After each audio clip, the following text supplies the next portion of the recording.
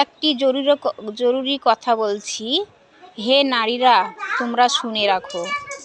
একজন বেপর্দা নারী 4 জন পুরুষকে জাহান্নামে নিয়ে যেতে পারে।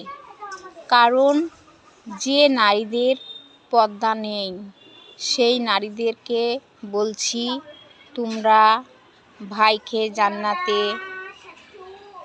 যাওয়ার জন্য, বাবাকে জান্নাতে যাওয়ার জন্য, আর নিজের স্বামীকে জান্নাতে যাওয়ার জন্য, নিজের ছেলেকে জান্নাতে যাওয়ার জন্য তোমরা জরুরি পর্দা করো। তোমাদের পর্দা খুব দরকার।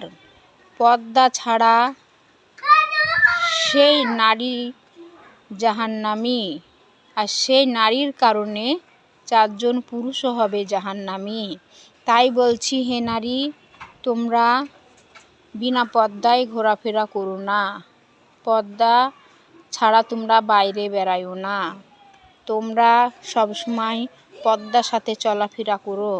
তোমার 4 জন পুরুষ জান্নাত যেতে পারবে তোমার কারণে, আর তোমার কারণেই জাহান্নামী হয়ে যাবে। সবাই জেনে রেখো। ভালো লাগলে ভিডিওটি শেয়ার করো, ভালো লাগলে লাইক কমেন্ট করো। আলহামদুলিল্লাহ।